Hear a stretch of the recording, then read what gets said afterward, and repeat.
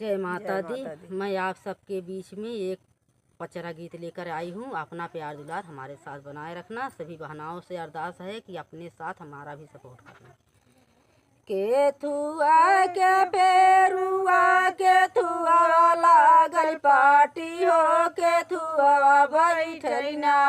केथुआ के पेरुआ केथुआ लागल पार्टी हो, केथुआ बैठना। देवी झारै लंबी केसिया हो, केथुआ बैठना। देवी झारै लंबी केसिया हो, केथुआ बैठना। केथुआ के पेरुआ केथुआ लागल पार्टी हो, केथुआ बैठना। दुर्गा झारै लंबी केसिया हो, केथुआ बैठना।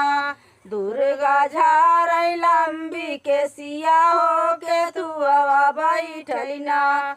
लवंगे का पैरुआ खायर का लागल पार्टी हो, सिंहासन बैठना। लवंगे का पेरुआ खायर का लागल पार्टी हो, सिंहासन बैठना।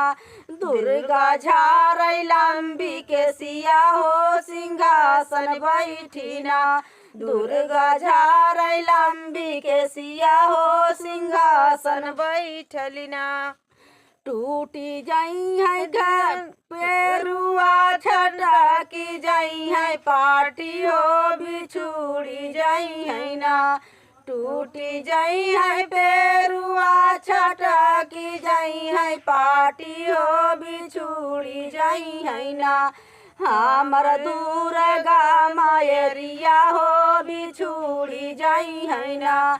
हमर दुर्गा मायरिया हो, बिछुड़ी जाई है ना।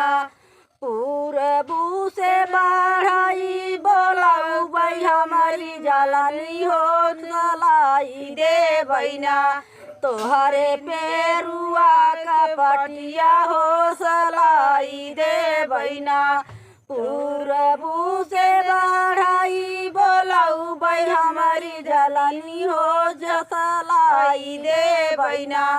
तोहरे पेरुआ का सटिया हो, सलाई दे बैना। तोहरे पेरुआ का पटिया हो, सलाई दे बैना। विंध्याचल से पांडा बोलाऊ भाई हमारी जलानी हो, मनाई ले बैना। यापन बिछुड़ल दुर्गा हो, मनाई ले बैना। यापन बिछुड़ल दुर्गा हो, मनाई ले बैना। केथुआ के पेरुआ केथुआ लागल पार्टी हो, केथुआ बैठना। केथुआ के पेरुआ केथुआ लागल पार्टी हो, केथुआ बैठना। देवी झारै लंबी केसिया हो, केथुआ बैठना। शीतला झारै लंबी केसिया हो, केथुआ बैठना। शीतला झारै लंबी केसिया हो, केथुआ बैठना। लवंगे का पेरुआ खायर का लागल पार्टी हो, सिंहासन बैठना। लवंगे का पेरुआ खायर का लागल पार्टी हो, सिंहासन बैठना। शीतला झारै लंबी केसिया हो, सिंहासन बैठना। शीतला झारै लंबी केसिया हो, सिंहासन बैठना। टूटी जाई है पेरुआ छटा की जाई है पार्टी हो, बिछुड़ी जाई है ना। हमर शीतला मायरिया हो, बिछुड़ी जाई है ना। हमर शीतला मायरिया हो, बिछुड़ी जाई है ना। पूरबू से बढ़ाई बोलाऊ भाई हमारी जलानी हो, सलाई दे बैना।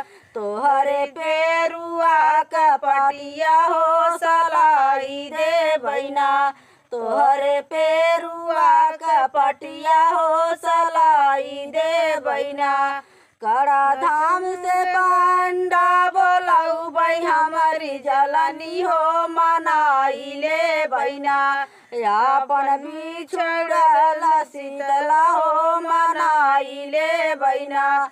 यापन बिछुड़ल शीतला हो मनाई ले बैना।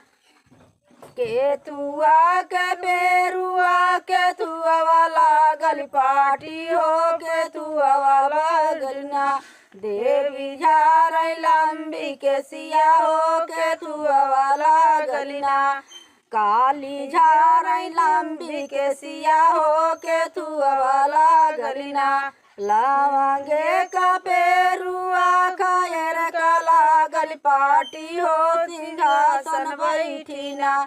काली झार लंबी के सिया हो सिंहासन बैठीना।